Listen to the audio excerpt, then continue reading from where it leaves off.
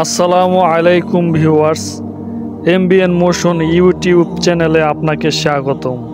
এই সময়ে তুফাইল ইবনে আমর দাউসি, যিনি খুবই সম্ভ্রান্ত ও নিজ গোত্রের নেতা ছিলেন, নবী করিম সাল্লাল্লাহু আলাইহি ওয়াসাল্লামের নিকটে এসে উপস্থিত হলেন এবং ইসলামের প্রকাশ্য সত্যতা ও নবীজির স্বভাব চরিত্র দেখে স্বেচ্ছায় ও সানন্দে ইসলাম কবুল করে নিলেন।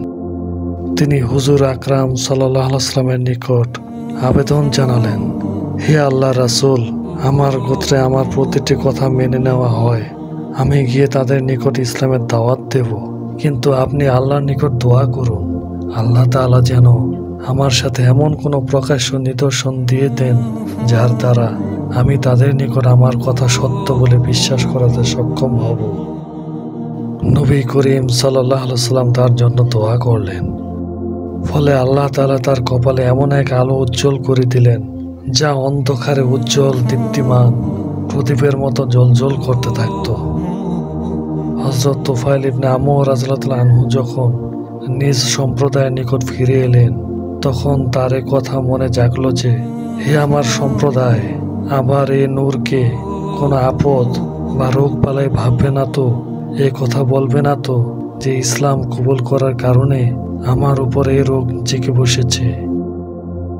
তাই তিনি দোয়া করলেন যেন এ নূর তার চাবুকে চলে আসে। আল্লাহ তাআলা তার দোয়া কবুল করলেন এবং কপালের নূরকে তার চাবুকে ঝুলন্ত লুণ্ঠনের মতো করে দিলেন। তিনি তার সম্প্রদায় ফিরে এসে দিন প্রচার করতে লাগলেন। তার প্রচেষ্টায় কিছু লোক ইসলাম কবুল করলেন, কিন্তু তার ধারণা মাফিক তা যথেষ্ট ছিল না। তাই তিনি নবী করিম সাল্লাল্লাহু আলাইহি ওয়াসাল্লামের নিকট এসে বললেন, আপনি আমার জন্য দোয়া করুন যেন আমার চেষ্টা সফল হয়।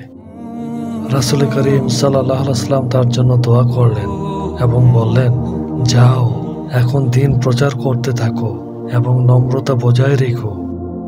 হযরত তুফাইল ইবনে আমর রাদিয়াল্লাহু আনহু নিজ সম্প্রদায়ের নিকট ফিরে এলেন এবং লোকজনকে ইসলামের দিকে ডাকতে লাগলেন।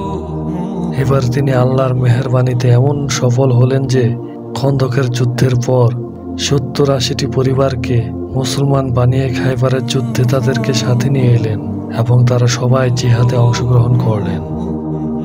আল্লাহ তাআলা আমাদের সকলকে হযরত তুফাইল ইবনে আমর আদ-দাউসি রাদিয়াল্লাহু আনহুর জীবনীর উপর আমল করার তৌফিক দান করুন। আমিন। আজকের সংক্ষিপ্ত আলোচনা এ পর্যন্তই।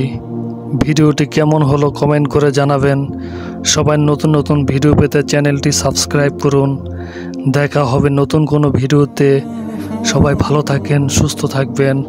আসসালামু আলাইকুম ওয়া রাহমাতুল্লাহ।